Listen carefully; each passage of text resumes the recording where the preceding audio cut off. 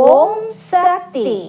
ஒரு பக்கம் அழிவு, ஒரு பக்கம் வளர்ச்சி, ஒரு பக்கம் மேடு, ஒரு பக்கம் பள்ளம். எவன் வந்தும் எதையும் சரிப்படுத்த முடியாது, சமப்படுத்த முடியாது. சட்டியில் இருந்தால்தான் அகப்பையில் வரும். ஆன்மாவும் தர்மமும் தான் ஒருவனை காப்பாற்றும். சூரியனை பிடித்து விடலாம், சந்திரனை பிடித்து விடலாம், கடலை கடந்து விடலாம் என்றெல்லாம் நினைக்கிறான். ஆன்மாவை பிடிக்க வேண்டும், அன்பையும் பாசத்தையும் பிடிக்க வேண்டும். இவற்றை பிடிக்காமல் அவற்றை பிடித்து பயன் இல்லை. வெட்டு கொத்து வேண்டுமென்றால் அரசியலுக்கு போ. மன அமைதி வேண்டும், சுபிட்சம் வேண்டும், மழை வேண்டும் என்றால் ஆன்மீகத்திற்கு வா.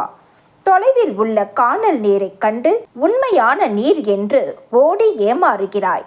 சூரிய ஒளியில் பிரகாசிக்கும் ஒரு கண்ணாடி கல்லை பார்த்து வைரம் என்று நம்பி ஏமாறுகிறாய். மாயை காரணமாக என்னை விட்டுவிட்டு வேறிடங்களுக்கு சென்று ஏமாறுகிறாய்.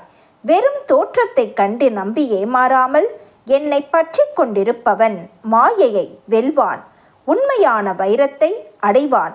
ஆன்மீகம் என்கிற மலைமேல் ஏறி வருகிற போது பந்தம் பாசம் என்கிற முட்கள் படர்ந்திருக்கும், அவை குத்தும். எனவே பந்த பாசங்களை அப்புறப்படுத்திவிட்டு அம்மா என்கின்ற கயிற்றை பிடித்து கொண்டு ஏறி வர வேண்டும்.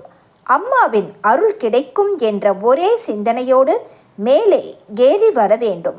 நாம் எப்படி வாழ வேண்டும், இப்போது எப்படி வாழ்ந்து கொண்டிருக்கிறோம், எப்படி இனிமேல் வாழப்போகிறோம் என்பதை எண்ணி செயல்பட வேண்டும். பலருக்கும் கொடுத்து வாழ்வாங்கு வாழப் பழகுங்கள். யாரையும் கெடுத்து வாழ நினைத்தால் அந்த நினைவே நமக்கு கேடு விளைவிக்கும். ஓம் சக்தி. என்னுடைய அருள்வாக்கு என்ற பாத்திரத்தை பயன்படுத்தி எதிர்கால வாழ்வினை அமைத்து கொள்ள வேண்டும். எல்லோருக்கும் பகிர்ந்தளிக்க வேண்டும். அன்னையின் அருள்வாக்கு. Please share and subscribe. ஓம் சக்தி.